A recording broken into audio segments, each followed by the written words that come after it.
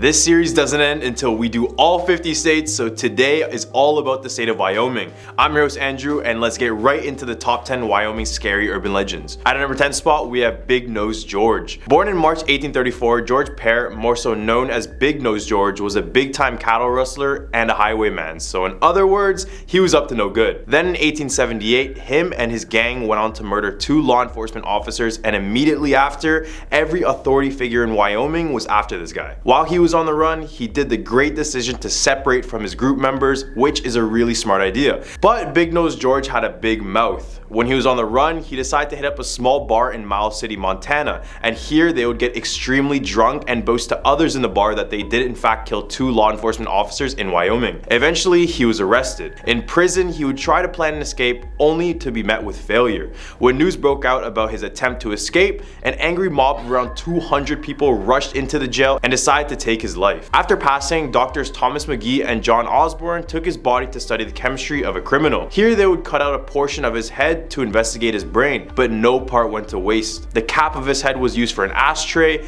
pen holder, and a doorstop. It didn't stop there though. They then skinned him and then sent the skin to a tannery where he was literally made into a pair of shoes and then a medical bag. What the actual? Number 9, Pedro Mountain's mummy. The Shoshone Indians of Wyoming believed in a race of tiny people and said that they were responsible for the deaths of their comrades with the use of poisonous arrows. They described this race of people to stand from 20 inches to 3 feet tall. These people were known to be very hostile, not only to the natives but to their own kind. It was said that they would take the life of their own people if they became too sick and couldn't help the community anymore. So basically, if you're old, you're dead. After years and years, there was no solid evidence of these little people until 1932, a 14-inch fully formed mummy was found in the San Pedro Mountains near Casper, Wyoming. When they examined the object, they confirmed that it did have a real human remains inside, although it was unclear if it was a native child or if it was a race of little people. Eventually, the mummy would be passed on through different people, but all of them had one thing in common.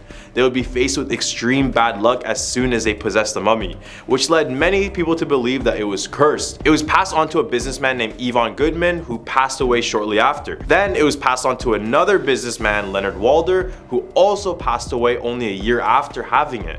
Now the whereabouts of the mummy are completely unknown. At number 8 spot, we have Ghost Ship of Plate River. If you visit the Pathfinder Dam on the North Plate River, there's a small chance you might find a glimpse of the ghost ship. It's believed that every 25 years, a death ship appears out of the midst near the dam. The first ever recorded sighting of this eerie vessel was in 1862 when a trapper named Leon Weber reported a large wave of fog, then saying it took the form of a sailing ship with a mast and sails covered in silvery shiny frost. He said he saw people on board, but they're all covered in this shiny frost. When he looked closer, he saw someone that looked exactly like his fiancée at the time as well. He then returned home from work a month later and discovered that his fiancée passed away the day he saw the ship. Then there was another sighting 25 years later in 1887 when cattleman Gene Wilson saw the exact frosty ship appear out of nowhere. He would also report people on board, but all of them were frozen, and as soon as he went home, he found out that his home was burned to ashes and his wife was lifeless 100 yards from the house. Number 7, Francis E. Warren Air Force Base. Located 3 miles west of Cheyenne, this Air Force Base was first established as Fort D.A. Russell in 1867. Named in honor of Civil War Brigadier General David A. Russell,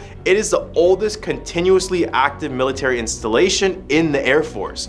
Along with these old buildings, the legends are told that many of the old cavalry soldiers also continue to linger, often seen walking up the grounds or in the dormitories. Another story tells of a spirit that is said to harass female members of the security team. One of the most famous stories on the base takes place in Quarters 80, often referred as the Gus Quarters. During the early days, Quarters 80 was home to a young officer, but unfortunately for him, he was out on duty for the majority of the time, so one day he came home very exhausted and found a soldier entertaining his wife in their bedroom. The husband was furious and was looking to eliminate the man by any means necessary, but the soldier decided to make a decisive action and leap out the window. Instead of escaping, he accidentally hung himself by getting stuck on the clothesline outside of the home. Ever since this moment, the Gus Quarters are known for their supernatural activity, from objects being thrown across the room to just being grabbed out of nowhere. Number 6, the Ghostly Bride of Plains Hotel. In the Plains Hotel of Cheyenne, Wyoming, locals claim that there is a spirit of a bride that haunts everyone who steps in. Story goes that a lady named Rosie and her groom were on their honeymoon at the hotel. As the night went on, the husband decided to step out and get some drinks at a nearby bar. When Rosie arrived to fetch him, she noticed him walking upstairs with an escort, so of course she was shocked and decided to secretly follow them. This is when Rosie followed them all the way up to the room and in a jealous rage shot both of them with the husband's firearm, taking both of their lives immediately. After this, she would regret her actions and return back to the honeymoon suite to take her own life. Now, if you enter the Plain Hotel, you may be met with the apparitions of the 3 people involved in the story. Rosie walks down the halls with a bright blue dress, which would have been the dress for her wedding.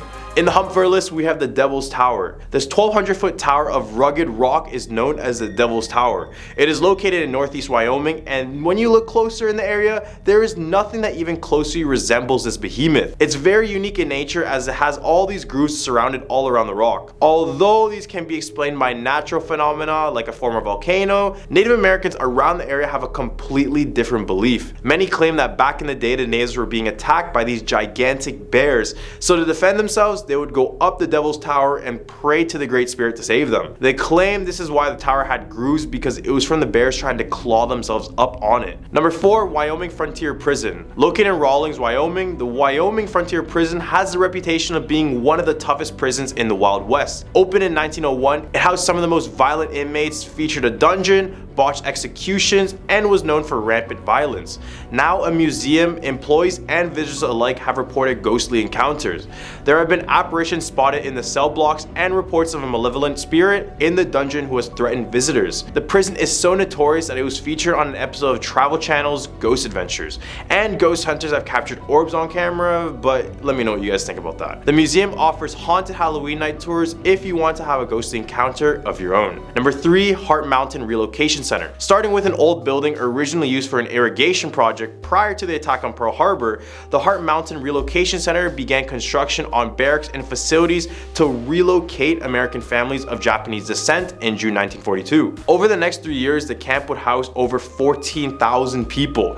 Just to put that into perspective, if they made this prison a town, it would be the 3rd largest city in Wyoming based on population alone. As World War II occurred, many horrors occurred within as well. Abuse, torture were just some of the things that the Japanese had to go through, with many people passing away as well. It eventually got shut down at the end of the war, but the discrimination towards the Japanese was too big that they couldn't let it go that easily.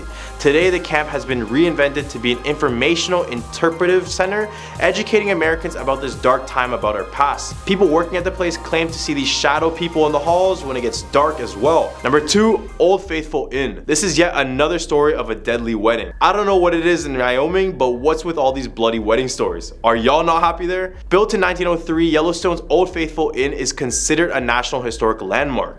This, of course, means that it comes with some haunting tales. The Headless Bride of the Old Faithful Inn is the story of tragedy. A wealthy woman from back east fell in love with a con artist, told by her family that if she marries this man, they would disown her. She then took her inheritance and ran away with him.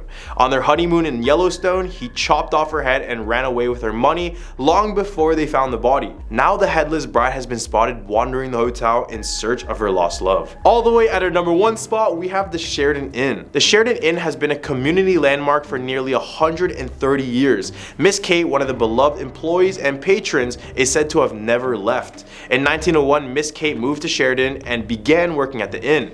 She moved into a room on the 3rd floor in 1906, where she would spend the rest of her life. A friend placed her ashes in the walls after her death in 1968, all while the inn was being renovated. She is now the innkeeper's guardian. You might feel her in a cold spot or have your lights turned on and off if you're at the inn. Well, these are the top 10 Wyoming scary urban legends. What do you guys think about this list, and what state should we do next? I'm your host Andrew, and we'll catch you guys on the next one.